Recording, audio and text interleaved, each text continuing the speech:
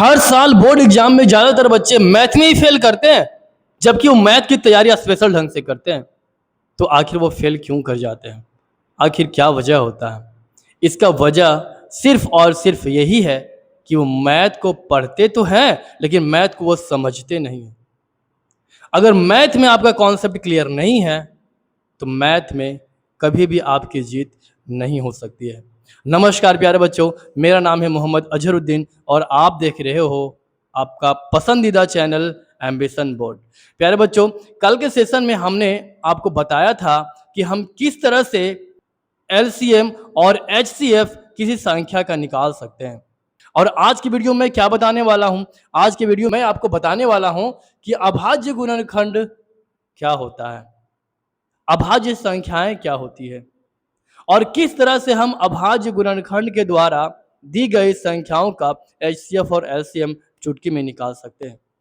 सबसे पहले मैं आपसे एक प्रश्न पूछना चाहता हूं प्यारे बच्चों, बताओ कि अभाज्य संख्या क्या होती है। इसकी शुरुआत बहुत मैं बेसिक से करूंगा। अभाज्य संख्याएं, पिछली क्लास में मैंने आपको बताया था अभाज्य संख्या के बारे में। जब मैं नंबर सिस्टम पढ़ा रहा था आपको, तब मैंने पूरी संख्याओं के बारे में बताया था। क्या आपको याद है? अगर नहीं याद है तो एक बार आप पिछले वीडियो को जरूर देख लो। देखो, अभाज्य संख्या है क्या? इसका और भी बहुत सारा नाम है प्यारे बच्चों। रूट संख्या भी है, प्राइम नंबर भी है, ठीक है। तो आपको यह समझना है सबसे पहले कि यह अभाज्य संख्या है क्या। वे संख्याएं जो एक और अपने आप के अलावे किसी दूसरी संख्या से ना विभाजित हो, अभाज्य संख्या कहलाती है। क्या समझ में आया? क्या समझ में आया? और मैं बोर्ड पे लिख के बताता हूं। देखो, वैसी संख्या जो एक और स्वयं के अलावे या अपने आप के अलावे किसी और संख्या से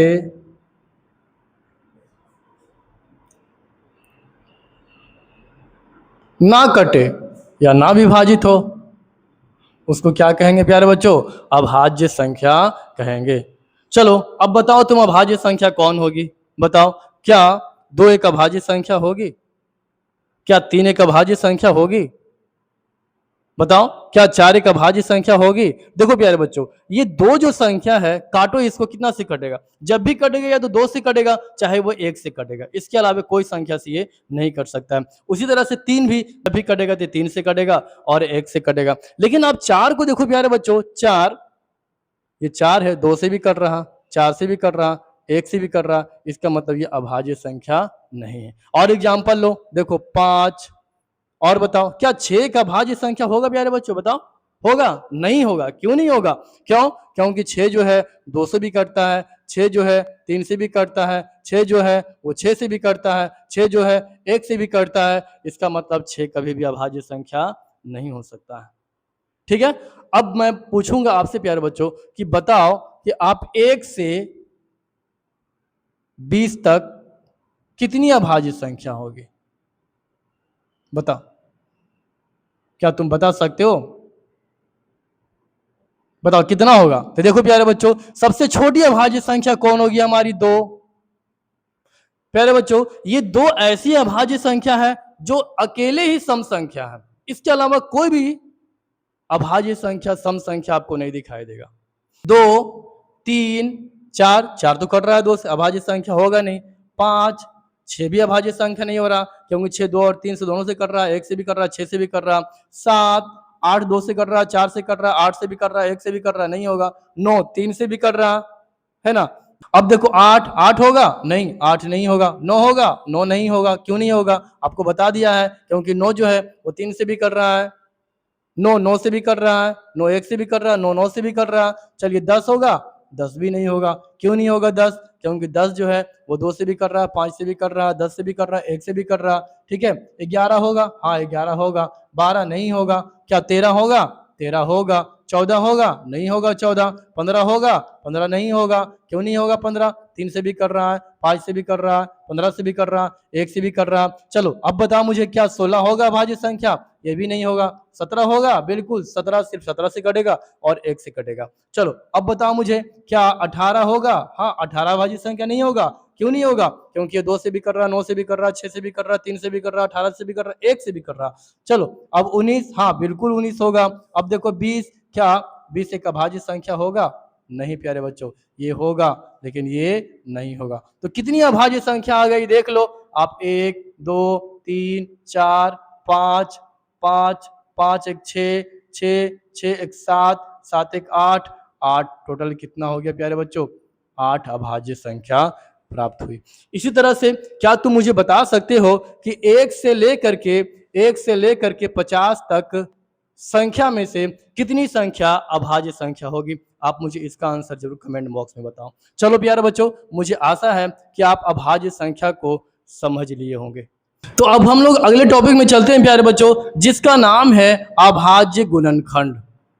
क्या नाम है प्यारे बच्चों? अभाज्य गुणनखंड। अभी हम लोगों ने अभाज्य संख्या को काफी अच्छी तरीके से समझ लिया है। अब हम लोग क्या देखने वाले हैं? अभाज्य गुणनखंड। अभाज्य गुणनखंड को पढ़ने से पहले आपको यह जानना होगा कि गुणनखंड है क्या। गुणनखंड है क्या? जैसे अगर मैं पूछूं आपसे कि 9 का गुणनखंड बताओ, तो क्या होगा?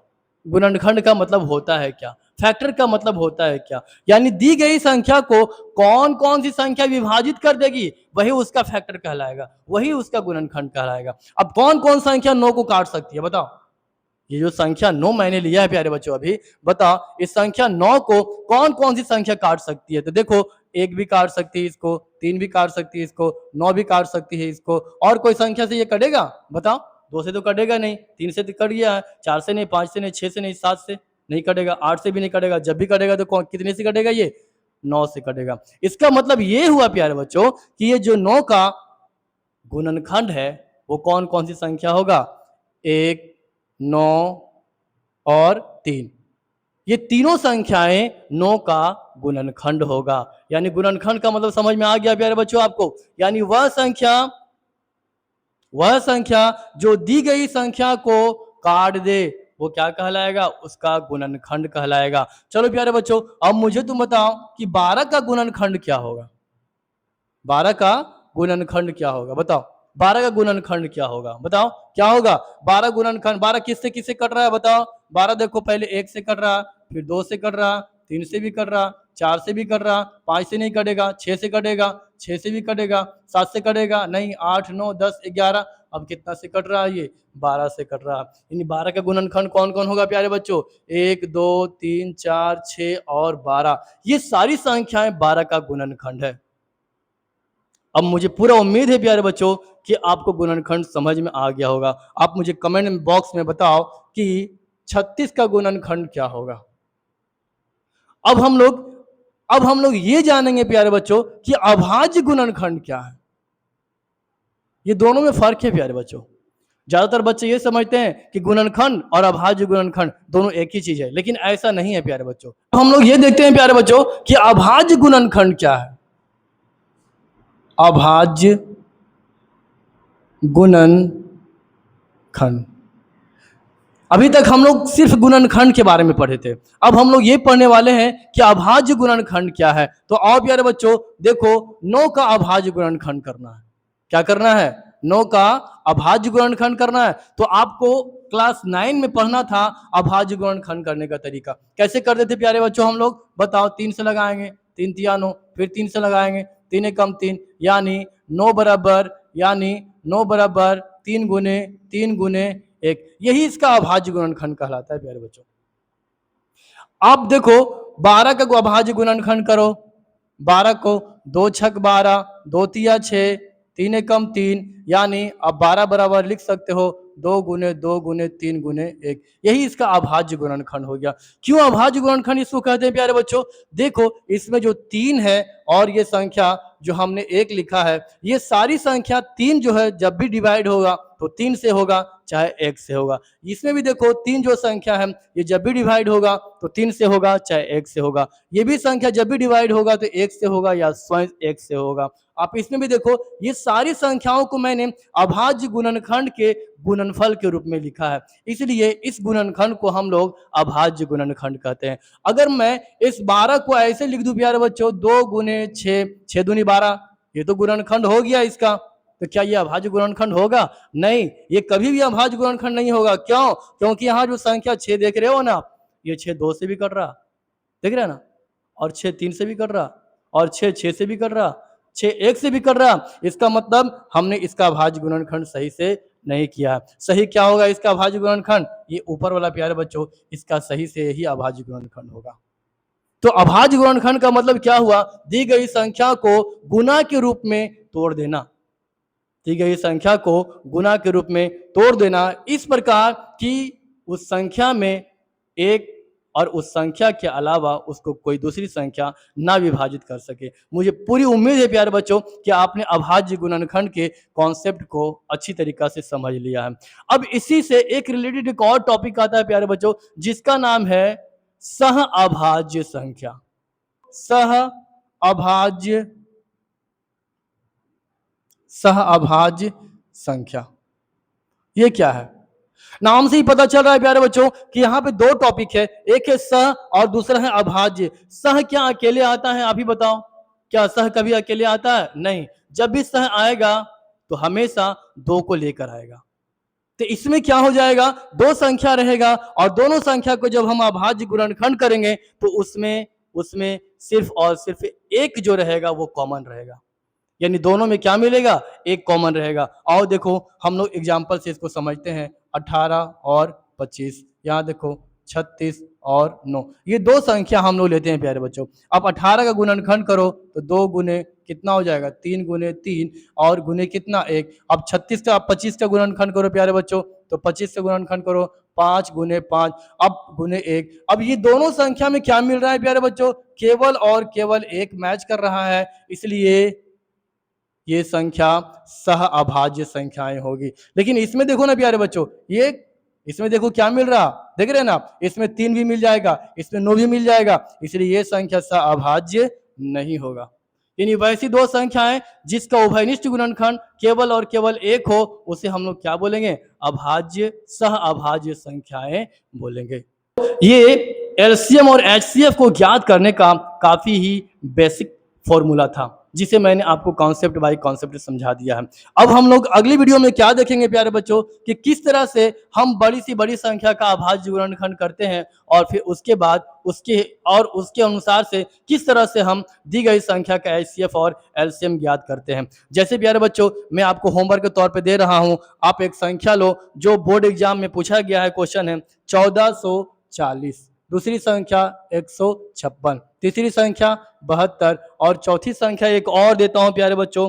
वो क्वेश्चन 2022 में पूछा गया है और क्वेश्चन है क्या है प्यारे बच्चों? ये क्वेश्चन है 64। ठीक है, ये सारी संख्याओं को मैंने जो आपको यहाँ पे बोर्ड पे लिख कर दिया है, इसको क्या करना है? आपको घर से बनाना है और मुझे बताना है कि इसका आंसर कितना आ रहा है। इसके बाद प्यारे बच्चों अगर आपने ये सीख गया बनाना, अभाज्य गुणनखंड करना सीख गया, तो समझ लो आपका एलसीएम और एचसीएफ का जो चैप्टर है बिल्कुल ही चटनी लगेगा प्यारे बच्चों। आप चाहे कोई प्रश्न आ जाएगा आप उसे आसानी से हल कर पाओगे। प्यारे बच्चों मैथ जो है स्टेप बाय स्टेप पढ़ने का है। एक ही बार सारा मैथ को अगर आप पढ़ लोगे तो आपको समझ में नहीं आएगा। बस उतना ही पढ़ो जितना आपको समझ में आए। इसलिए मैंने कोशिश किया कम समय में ही आपको ज़्यादा से ज़्यादा सिखा सकूं। और प्यारे बच्चों मेरा उद्देश्य पढ़ाना नहीं है, मेरा उद्देश्य है आपको सिखाना। अगर आपने सीख लिया, कॉन्सेप्ट को समझ लिया, तो एग्जाम में आपका कोई भी क्वेश्चन नहीं छूटने वाला है। आज का वीडियो आपको कैसा लगा? अगर आपको वीडियो इंटरेस्टिंग लगा हो, आपने कुछ इससे सीखा हो, तो आप हमारे चैनल को जरूर से जरूर सब्सक्राइब करो और अपने दोस्तों के साथ शेयर करो।